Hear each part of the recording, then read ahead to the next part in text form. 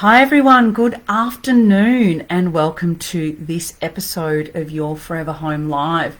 For those of you who follow me a little bit, you'll notice that my hair is a little bit different and Melbourne is out of lockdown. I cannot possibly start this today without just expressing the joy. It was almost tears of joy for me, and just how incredible it is for us to be out of lockdown after 15 weeks. And so after 16 weeks of not having a haircut, I went and got my hair done today. So that's why it's looking a little bit different than normal. And it had grown so much, I said to my hairdresser, you know what? How about I just do something differently? There's never going to be another day or another time where I wait 4 months to have my hair cut. So I thought I'll just do something a little bit different for a while, and I can always go back to being short.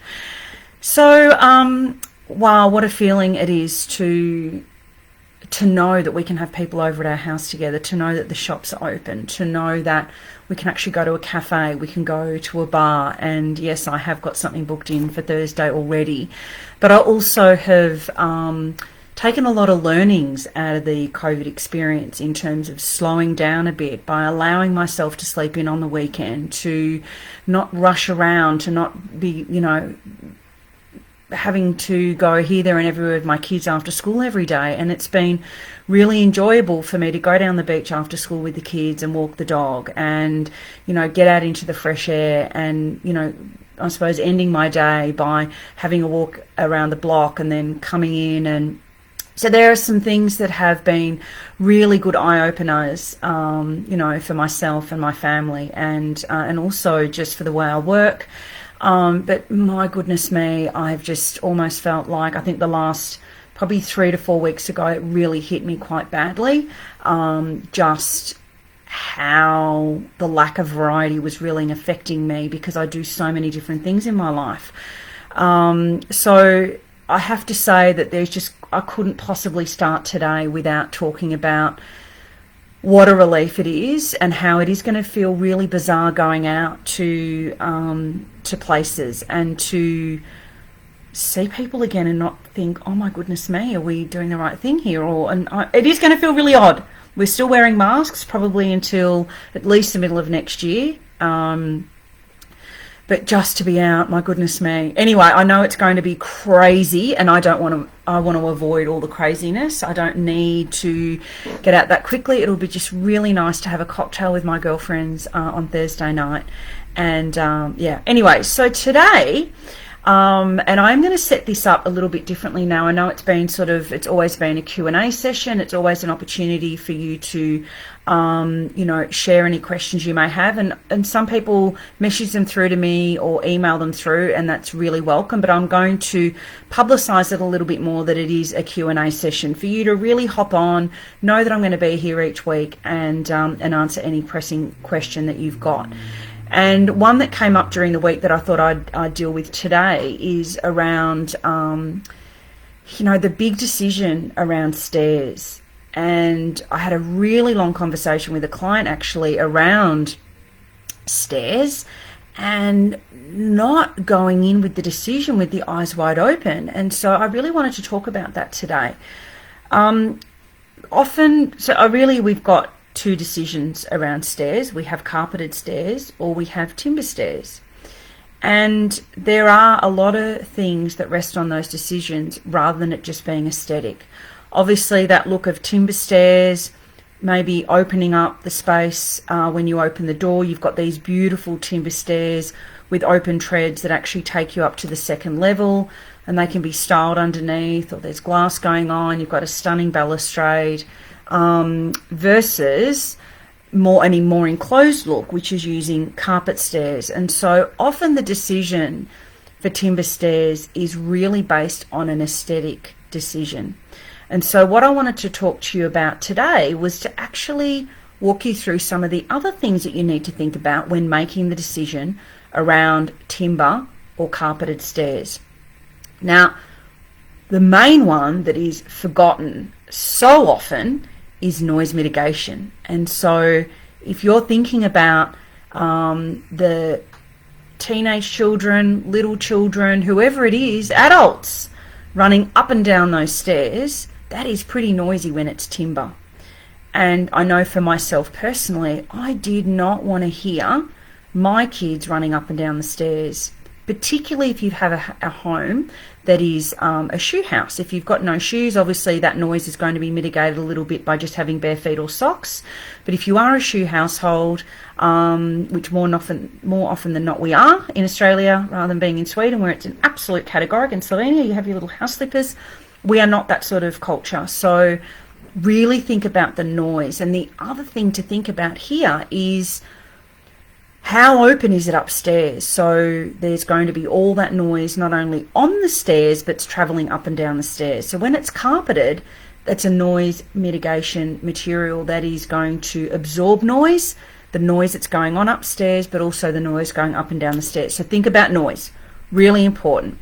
And I cannot believe how many clients I've spoken to where they've changed their mind just based on me having a conversation with them around the noise. Have you thought about the noise? The next thing is cost. It is more cost effective to carpet your stairs than what it is to have timber staircase. So that can really be a big player in what you end up deciding.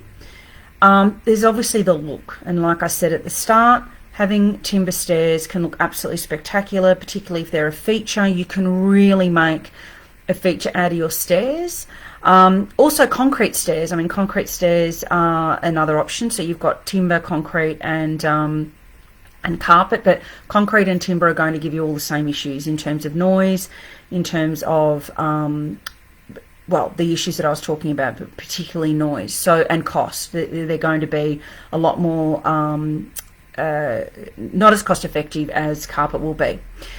Then you need to think about the storage that can come into play when you've got enclosed stairs. And generally speaking, enclosed stairs are going to mean they're carpeted. Now, look, enclosed stairs can also mean timber, can also mean concrete, but more often than not, if they're enclosed, there's a really good opportunity for you to use carpet there. But regardless, in terms of the stair design, think about what are the storage opportunities that are going to be underneath.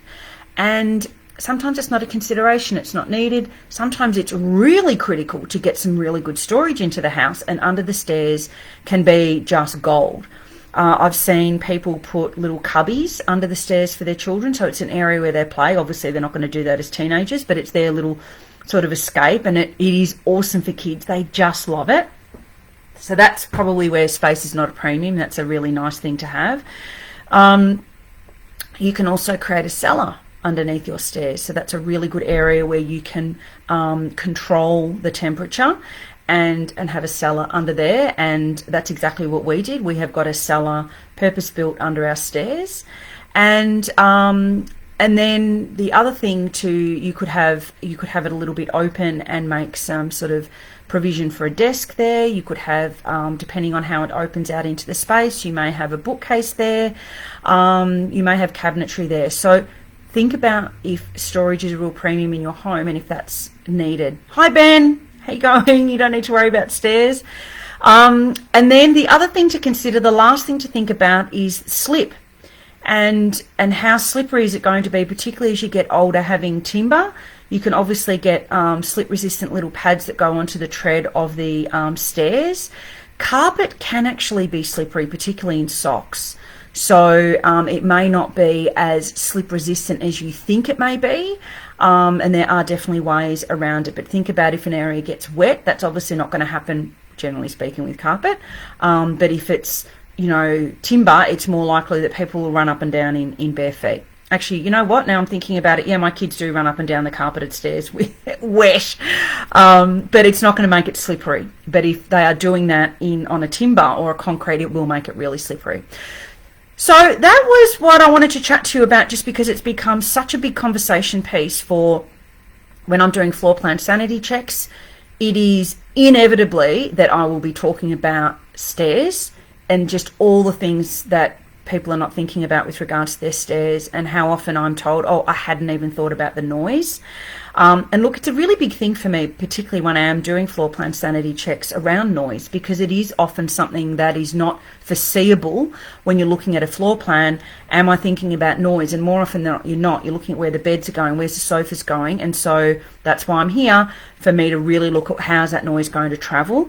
And just cost. Cost can really make a big play into the stairs that you end up using. So I hope that's helped you today. Don't forget to ping me a note, ping me a message, and let me know what question you may have, and I can make sure that I cover it off next week.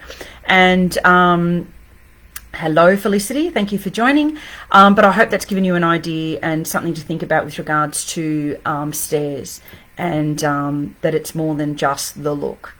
As I always say, it's always more than just the look. There's so many other things to consider. So I will see you next week. This week on the podcast, we are talking about budgets for kitchens. So really looking at what are you going to get for your money, and how do you actually create your budget. So that's going to be on the podcast this Thursday, dropping this Thursday. And yeah, otherwise I will see you here 12:30. Oh, it's public holiday next week in Melbourne. I may have to reschedule. I'll see how I'm going, but I will inevitably do a live next week.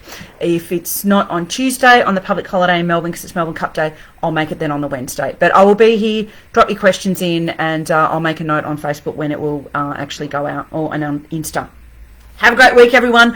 For those of you in Melbourne, oh my goodness me, let loose tomorrow. Have a fantastic time with whoever you decide to catch up with, your family. And there'll be more restrictions eased on the 8th of November for us to be able to go into regional Victoria and go beyond our 25 kilometres. So enjoy just this newfound freedom. How will we ever get used to it again? Anyway, have a great week. See you later, everyone. Bye for now.